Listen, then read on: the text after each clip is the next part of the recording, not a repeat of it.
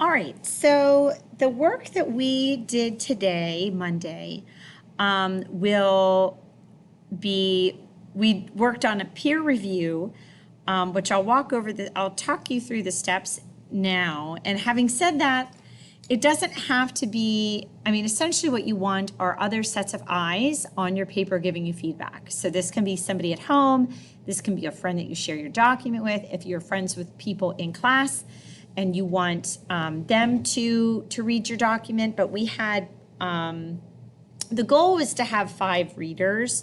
Now, the reality is if you have someone at home who is reading this and giving you feedback, I feel like if it's a parent, that person, I think their expertise would weigh more than 5 of your peers maybe. So I would just try to get at least 2 sets of eyes on your paper for your literary criticism work.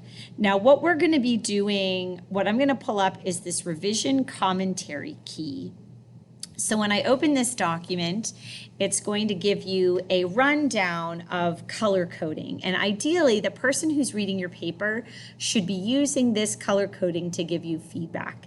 This is also the same color coding that I will be using on your paper to provide you with feedback when your second draft is due to me on Friday the 8th.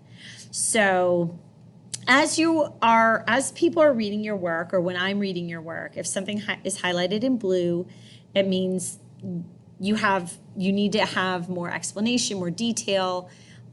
Typically, it's unsubstantiated claims. You have someone who's making a statement, but then they aren't providing the reasoning or the detail behind it. Red, I will say, you probably won't get much red on your writing this year. This one is probably this one is not as common as the others. But if something's too wordy, or maybe it's a tangent that doesn't seem to quite fit, that doesn't come up too much in criticism style writing, but it is a category.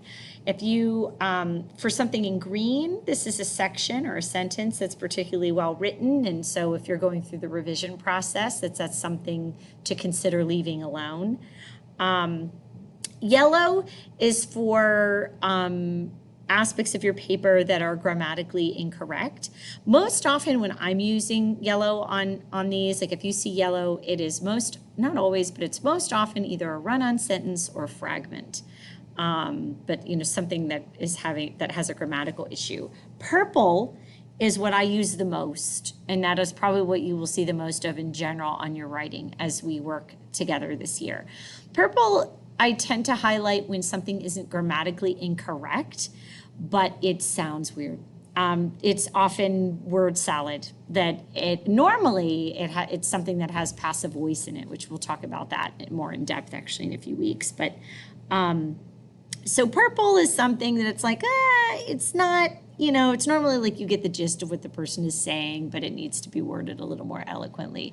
So I would invite you to try to get a couple readers to read your document. And it's fine, like if it's somebody at home, and you just have your document pulled up, you just have your paper pulled up and people are giving you feedback within your document. What I've had students do in the past is just have a little comment note that said reviewed by mom or something like that, so it doesn't look like you're just reviewing yourself. But the idea is to get feedback from other students or other people and then revise your work. So the students outside of class assignment today was to work on revisions, and then those would be due to me by this coming Friday the 8th. And so I would read your paper, and then you would get a practice writing content and writing revision grade for me on your second draft.